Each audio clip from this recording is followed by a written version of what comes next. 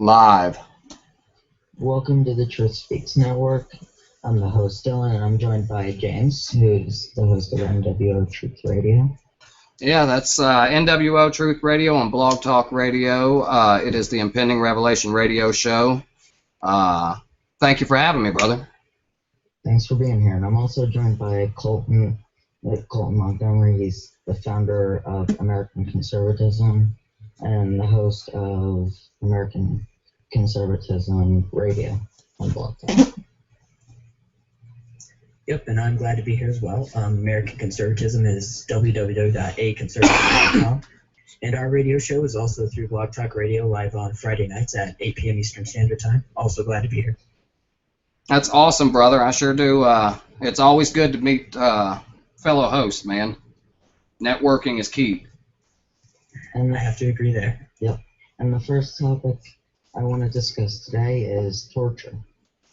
Well, look, real quick before we start, okay? I just want to let Colton know that I'm not going to cuss at you. I'm not gonna yell at you or anything like that. As long as we can keep this a professional conversation, I am all for it. Okay? Completely agree. Thank you. That's all I ask. I try very hard to respect everyone. Yes, an intelligent conversation is the best conversation. Alright, so with that said, Colton, do you want to start off the debate? Well, I'm just here as a contributor tonight, so if you guys would like to state your opinions first, I'm kind of getting some stuff set up. Alright. James, do you want to start off? Okay, you want to start with torture, correct? Yes. Okay, now, this is, like we said, this is all opinion-based for everybody out there. Now, facts will back up opinion, but my personal opinion is that a man will say anything under duress, under torture. If I was sticking bamboo between your fingernail and your finger and asking you where Mickey Mouse was hiding, after about 20 minutes of that, you're going to make up a story about where Mickey Mouse is and who's guarding him and what's going on, just to make the pain stop. But that's my opinion. And I agree with that opinion.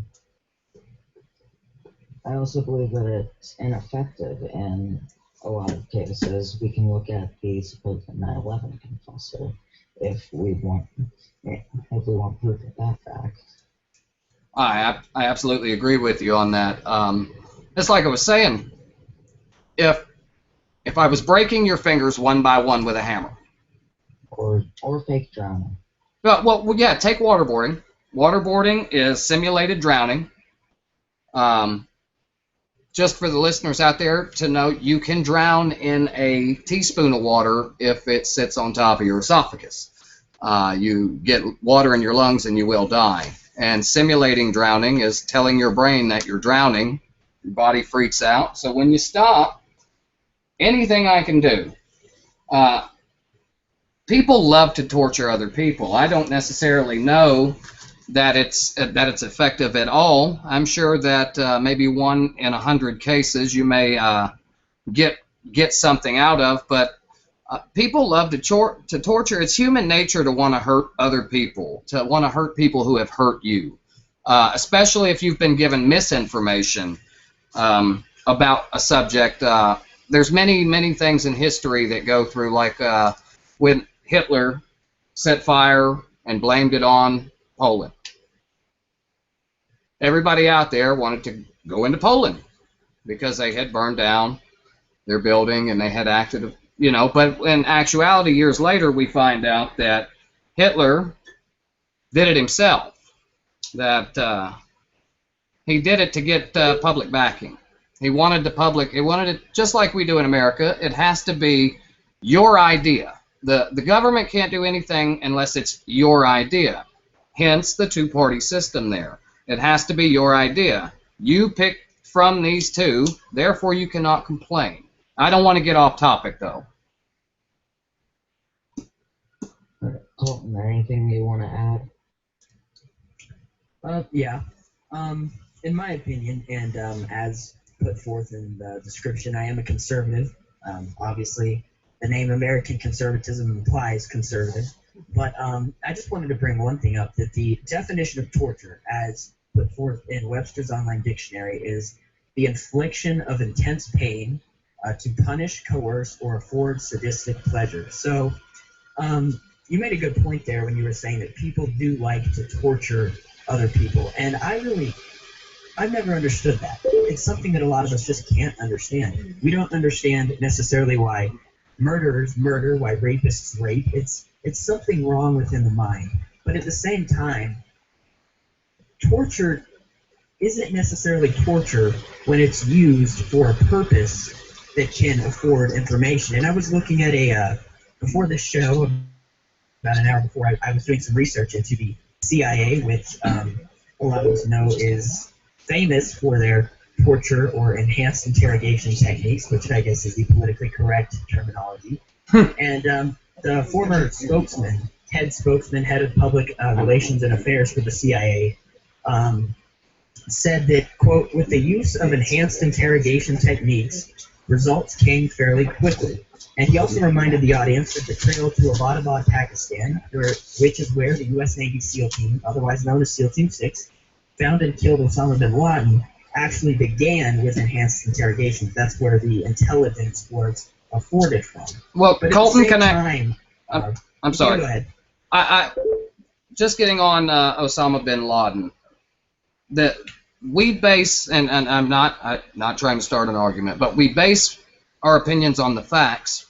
And the fact is that we don't have one picture of Osama bin Laden dead, and everybody who was involved with that is now dead as well. Therefore, you can't even ask questions or interrogate or debrief our own people to find out what exactly happened for the public's eye. I mean, I can tell you that it's going to rain tomorrow, but until it rains, it's just a guess. You understand what I'm saying? We don't have proof that Osama bin Laden was actually killed at that point, so that information that we're discussing here could be verified, that yes, the advanced interrogation process, or if we don't have proof that information actually led to the kill or the murder or the assassination of Osama bin Laden, then I can't see where that's verifiable. You understand what I'm trying to say? Yeah, I get where you're going. And when it comes to the CIA, there's definitely a lot of controversy around it. Yes. I've read articles where they've proven that, you know, something happened 5 years ago, but the CIA is now releasing that data and saying it happened now.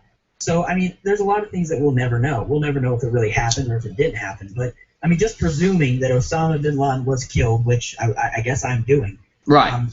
At the same time, this man who is used to be a former chief spokesman for the CIA also said that the techniques used in enhanced interrogation, or torture as you call it, which mainly a lot of people look at it as waterboarding, and waterboarding is one of the most rare techniques that is actually used. And if I can just read this quote. Yes. He said the techniques, which he said are harsh but not torture, can include grabbing a detainee by the collar, putting one's hands on the sides of a detainee's face and shouting, and carefully prescribed slaps. Yes. The latter only if permission is granted in writing. Now, in waterboarding, he states that they also include waterboarding, which Harlow said was used with just 3 detainees, adding that it is part of U.S. military survival training. So, waterboarding is definitely an uncomfortable experience. I'm sure none of us want to go through that. But at the same time, enhanced interrogation techniques are not necessarily always torture techniques. A lot of the time, what they are is simply aggressive techniques that are used to more or less scare or intimidate an inmate or whoever's being interrogated into giving up information. And like you said earlier, a lot of times when you're under that stress, you just want to get out of it. So there is a good possibility that people may, just make up stuff to get out. Right.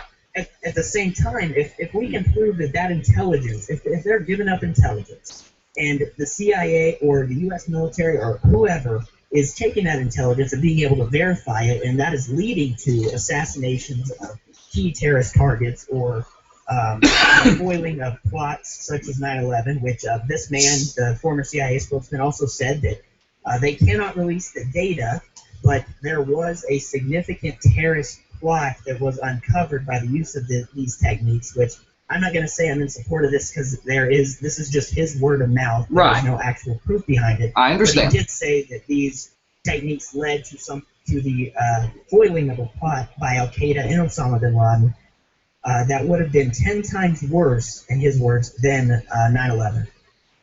Well, see, and that's another thing, and I'm telling you, Colton, in a perfect world, I am 100% behind what you just said. If we could trust these people, if we could trust that the let me.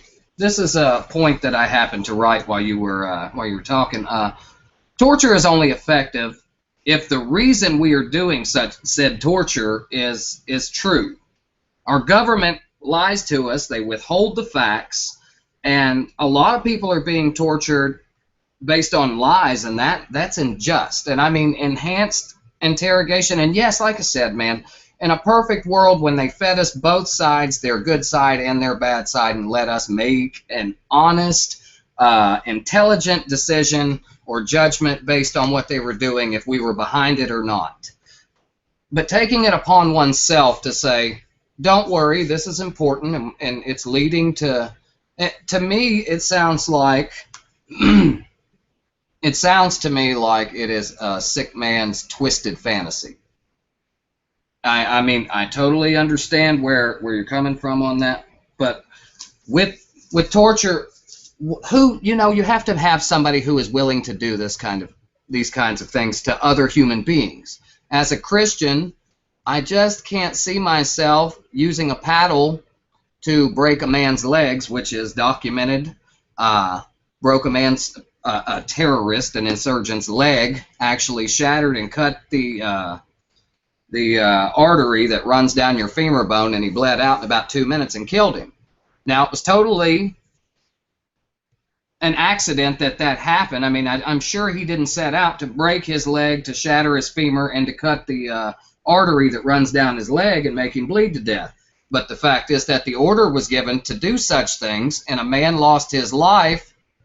And no matter how little value a man's life has, it still has value. You get what I'm saying? Yeah, and I actually agree with you there. Techniques or enhanced interrogation techniques, if they are used where we can prove that we are actually gaining intelligence. Right. If we have a terrorist captive, and we know that if we use these techniques on him, and we can document that the intelligence he gives us is going to lead to actual, useful intelligence, right, he may foil another plot or assassinate a terrorist leader, I am in full support of that. And I think I get what you're saying. It's not necessarily that you're against these techniques, it's that you're against them being used in the wrong form. Correct, yes. I am fully, don't get me wrong, I believe in protecting oneself, one's home, and one's property by any means necessary. I mean, that's 100% with me. For the right reason. If a man is trying to break into my home, I mean, I'm not necessarily going to stick his head in a microwave and explode his brain, but I will grab my gun, and if he continues to come in my house, it may be the last house he ever comes into. I am not against the death penalty in any way. I believe the Bible says that in society, if a man has nothing else to offer but harm, shame, death, and destruction, that society has the right to act accordingly and put the man out of his misery. I fully believe that. But torturing one, and like us, you do get what I'm saying. You really do. Because if we could prove that what they're doing, if they would be forthcoming and show us, look, this is why we do this, because this information came out, and this is the terrorist we caught with that, and now we're going to do the same to him and try and move up the ladder. If they would be forthcoming with that information, show us every step of the way, I think I could maybe get behind using it on certain people. You don't waterboard everybody. I understand they say that's very rare, but I guarantee you in Afghanistan and Iraq it was used a lot more than it was talked about. Because waterboarding is, however, the fastest way to get somebody to say whatever you want them to say. Nobody wants to drown. There was a confessor to 9/11, supposedly. Yes. Go ahead, Dylan. Who was waterboarded 182 times before he did confession. I don't think that confession is authentic, because after being seemingly drowned 182 times, you would say what the hell could get you out of it. Absolutely. I think Colton understands that as well. Mm-hmm. I do, but I think at the same time we have to understand that, though when put under that sort of pain, aggression, and really just pain, right, used in those techniques, psychological trauma. Exactly, mental and physical. There is a good argument to say that the people who are being interrogated with these techniques, that these techniques are being used on, that they may make things up, but at the same time we have to look at the other side, where if all this pain, such high amounts of pain as in waterboarding, and this physical and mental trauma is being inflicted upon them, how much time are they really going to have to think about what lie or what fabrication they can make up, unless it's already been pre-organized? Because I can say, if I was being tortured right now, your brain pretty much automatically, truth is just there. You know what the truth is, so you have to make a conscious effort to lie. And when you're under that much trauma, is it really a reality to be able to do it that easily? Well, what we have to understand is there's a language barrier 90% of the time. The questions that are asked are very basic. Where is so-and-so? I don't know. Okay? Where also didn't come easily in that situation. He was tortured 182 times before he figured out how to lie. Well, and nobody wants to confess to something they have not done. Okay? I'm going to be honest with you. If I didn't do it, I didn't do it. But if I was waterboarded 182 times, I did it, okay? I did it. Whatever you have to do to stop doing this to me. Either kill me or let me go. Because that's it. Kill me or let me go, because I can't do this anymore. Well, we're going to continue this until you tell us the truth. Okay, what do you want to know? Did you have a hand in 9/11? Yes. Will you stop waterboarding me now? Good. Send him to jail for 450 years. I would rather sit in a cell than be waterboarded. You know what I'm saying? It's really not that far of a stretch. If I didn't do it, no, I'm not going to confess it first. After 182 times, your only thing is your world is being waterboarded. You're not sleeping, you're not being fed, you're being yelled at, you're being abused, you're being simulated drowned. Whatever you want me to say, just let me go. I guarantee it. I guarantee it. I understand the truth is there, and maybe that's why he was waterboarded 182 times, because the truth kept coming out whether he wanted to say it or not. No, I didn't do it. No, I didn't do it. No. Waterboard him. Now, did you do it? No, I didn't do it. Waterboard him. After 182 times that, you're going to say, yes, please stop. I'm going to die here if I don't say yes. Well, maybe it's, I would say maybe instead of asking questions along the terms of, did you do this, and yes and no answers, we should be asking questions such as, like you said, where is so-and-so? Right. Where is this located? What is this plot? What are the details? Because then we can take that and we can actually apply that to our own intelligence, and then we can see if that is a truth or a lie. Right. And if it's a truth, we may foil the next plot. We may assassinate or capture a terrorist leader, but I personally don't see the use in saying, did you do it or not? Right. If they say, no, I didn't do it, well, okay, we have proof that you did. You're going to jail or you're being put to death. There's no sense in waterboarding you, but if you have this information, I am perfectly in support of torturing you until we get that information. Yes, and see, that's what I'm saying. That was the confession. That word right there was the key word in that. Okay, well, if you confess, then we don't have to do any more work. This is one of the people. He confessed. We don't have to apply that information. We don't have to say that anything. We're good. We're done. That ends the case right there. Open and closed. He confessed.